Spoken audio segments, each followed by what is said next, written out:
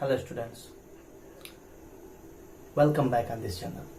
जैसा कि आप लोग जानते हैं, हम लोग अकाउंटिंग फॉर पार्टनरशिप फॉर्म के फंडामेंटल चैप्टर पढ़ रहे हैं और इस चैप्टर में हम लोगों ने प्रीवियस क्लास में ये देखा था कि पास्ट एडजस्टमेंट में जैसे कुछ ओमिशंस होते हैं, जैसे इंटरेस्ट ऑन कैपिटल का, इंटरेस्ट ऑन ड्राइंग का।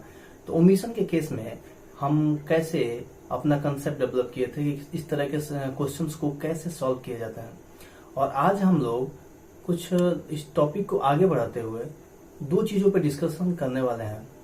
और वो पहला है rectification of interest on capital less charged. अब देखिए इसका मतलब क्या होता है, और दूसरा उसके बाद पहले हम लोग इस दोनों को समझ लेते हैं ये है क्या, उसके बाद ये दोनों कैलकुलेट, इसका एडजस्टिंग एंट्री कैसे होती है, उस सब के बारे में हम लोग डिस्कशन करेंगे। आते हैं सबसे पहले फर्स्ट पे, rectification of interest on capital less charge. इसका मतलब ये होता है कि अगर आप अकाउंटेंट हो और आपने क्या किया, आपने जो rate of interest on capital था वो 10% था, और इंस्टेड ऑफ 10% आपने 9%, 8% मीन्स बिलो 10% आपने चार्ज कर दिया। अगर 10% कहा गया कि आपको इंटरेस्ट ऑन कैपिटल रखना है और आप चार्ज कितना कर दिए, सपोज दैट 8%, तो कहा कि तब क्या दिक्कत होगी भाई? कहा कोई दिक्कत नहीं होगी, हम मान लेते हैं कि ये बिजनेस है और ये पार्टनर्स हैं, अब इनको देने थे इंटरेस्ट ऑन कैपिटल कितना, 10%, लेकिन आपने दे कितना दिया, 8%। अब कहता है कि भाई बताओ ये क्या जेन्युइन है? तो अकाउंटेंट ने कहा कि बिल्कुल नहीं, हमें बाद में मालूम चला था, शुरुआत में पता हो गया होता तो हम 10% ही देते। तो कहा अच्छा तो कितना परसेंट नहीं दिए हो?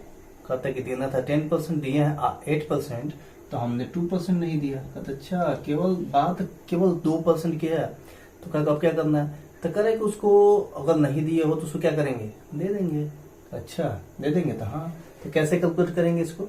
हम लोग थोड़ा सा एक एग्जाम्पल के माध्यम से समझते हैं, और एग्जाम्पल हमें खुद क्रिएट करना होगा। जैसे हम ये मानते हैं, दूसरे टॉपिक इसके बाद देखा जाएगा, हम ये मानते हैं कि ए और बी दो पार्टनर हैं और रेट ऑफ जो इंटरेस्ट ऑन कैपिटल है वो है 10% मेंशन है, और ये कैपिटल इन्वेस्टेड है ए का 1 लाख और बी का 2 लाख।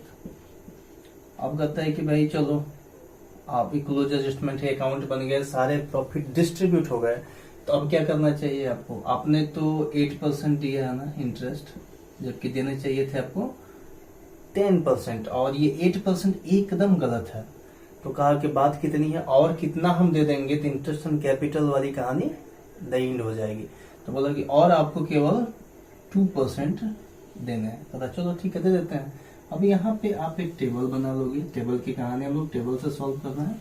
तो टेबल बनाएंगे तो हम सीधे यहाँ तीन कॉलम बनाएंगे, 1 2 3, ये ए है और ये बी है और ये टोटल है।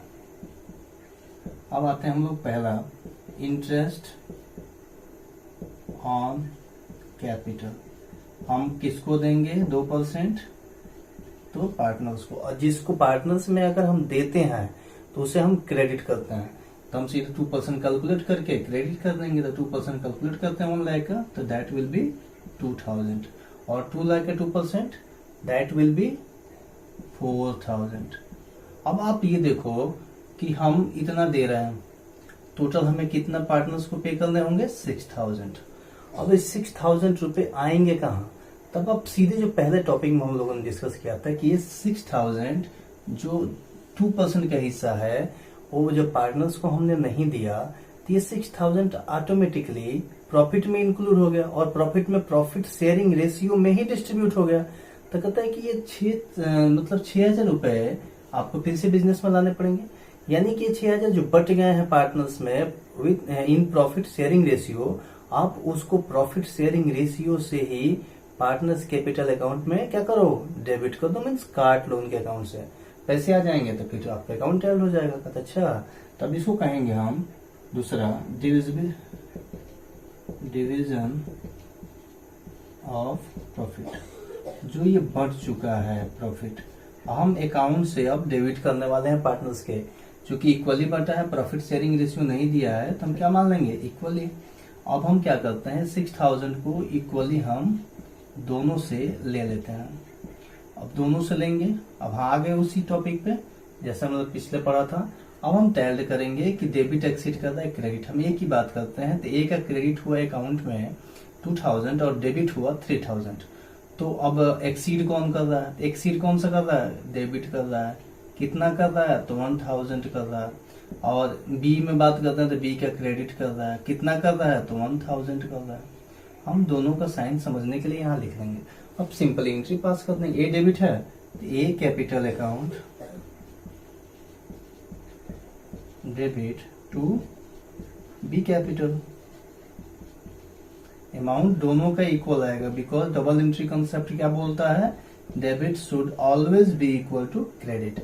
अब आप इसको प्रोफार्मा बना के सॉल्व करो, यही आपकी जनरल एंट्री होगी। Got it?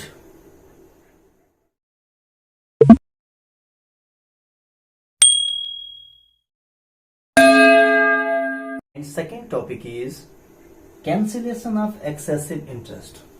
मतलब ये भी तो हो सकता है कि आप मान लीजिए पार्टनरशिप डीड में 10% मेंशन हो और आपने मोर देन 10% दे दिया। हम मान लेते हैं पार्टनरशिप डीड में 10% इंटरेस्ट ऑन कैपिटल देना है, लेकिन एक्चुअली आपने कितना प्रोवाइड कर दिया है? 12%। अब जो आपने 2% excess interest on capital partners को दे दिया है, अब उसका क्या करेंगे? तो बोलता है कि उसको कैंसिल करेंगे। अब इसको समझेंगे कैंसिलेशन कैसे होगा, और इसको एक एग्जांपल के माध्यम से हम लोग समझेंगे। अब आते हैं हम लोग सीधे एक इलस्ट्रेशन पे। जैसे मान लेते हैं सेम इलस्ट्रेशन जो हमने पिछले क्वेश्चन में सॉल्व किया था। ए और बी दो पार्टनर है। अब इनको हम प्रॉफिट शेयरिंग रेशियो भी 1:1 मान लें, और इनका इंटरेस्ट ऑन कैपिटल मान लेते हैं 10%। और इंटरेस्ट ऑन कैपिटल अगर 10% लेते हैं तो हम ये देखेंगे कि इसको दिया कितना गया है। तो दिया गया है सपोज दैट 12%। ये हमने दे दिया है और ये हमारा सही है और ये गलत है। तो फिर हम वही जज करेंगे कि कितना परसेंट एक्सेस हम इंटरेस्ट ऑन कैपिटल दिए हुए हैं, देन दैट इज 2%। अब हम यहाँ पे कैपिटल लेके आते हैं 1 लाख रुपीज और बी का कैपिटल इन्वेस्टेड है 2 लाख रुपीज। ठीक है। अब हम बात केवल 2% पे आके टिकेंगे। हम पूरा का पूरा भी फाइंड आउट कर सकते हैं, वैसे भी होता है, लेकिन क्वेश्चन थोड़ा लेंदी हो जाएगा। तो आप यहाँ पे 2% पे आ जाओ। आप दोनों का 2% निकाल लो। तो 2% इसका आएगा कितना? 2000 इंटरेस्ट ऑन कैपिटल, और इसका आएगा 4000 इंटरेस्ट ऑन कैपिटल।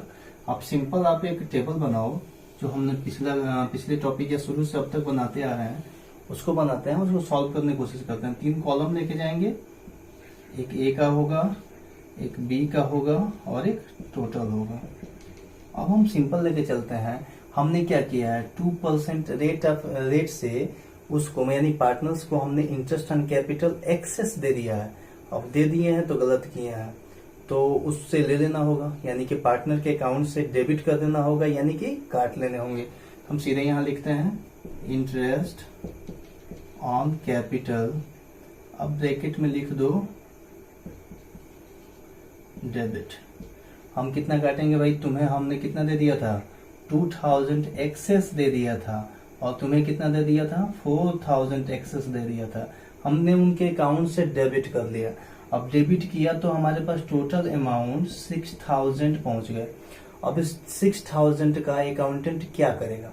इस 6000 को अकाउंटेंट प्रॉफिट शेयरिंग रेशियो में पार्टनर्स में क्या करेगा? डिस्ट्रीब्यूट कर देगा, यानी कि उनके कैपिटल अकाउंट में क्रेडिट कर देगा। तब यहां लिख देंगे हम डिवीजन ऑफ प्रॉफिट। अब ये जो होगा वो क्रेडिट होगा। अब इनका प्रॉफिट शेयरिंग रेशियो कितना है भाई? 1:1 है। 6000 को डिस्ट्रीब्यूट करो, that will be 3000 and that will be 3000। अब हम सीधे इन दोनों का इफेक्ट देख लेंगे। अगर हम ए की बात करें तो ए के अकाउंट में डेबिट हुआ है 2000, और बी की बात करें तो बी के अकाउंट में ए की क्रेडिट की बात करें तो ए के अकाउंट में क्रेडिट हुआ है 3000। एक्सीड कौन कर रहा है? तो क्रेडिट कर रहा है। तो क्रेडिट कितना कर रहा है? 1000। और बी में एक्सीड कौन कर रहा है? तो डेबिट कर रहा है। कितना? 1000। हमारा मैच भी हो गया, डेबिट बराबर क्रेडिट। अब इसी को हम एंट्री पास कर देंगे। तो एंट्री क्या होगी? डेबिट कौन है? बी।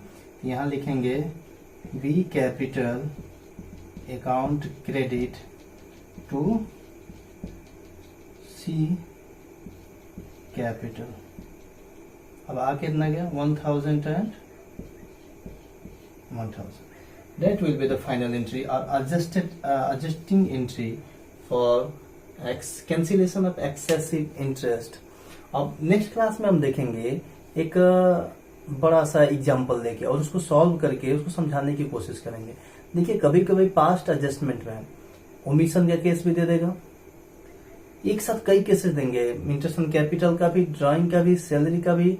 मान लीजिए आप किसी पास्ट डेट से प्रॉफिट शेयरिंग रेशियो चेंज हो गया लेकिन अकाउंटेंट ने अभी तक उसे अपने बुक ऑफ अकाउंट में इम्प्लीमेंट नहीं किया, उसकी भी एडजस्टिंग एंट्री। एक ऐसा हम लोग प्रॉब्लम लेके आएंगे जिसमें सारी डाउट क्लियर हो जाए। नेक्स्ट क्लास में हम वो देखेंगे।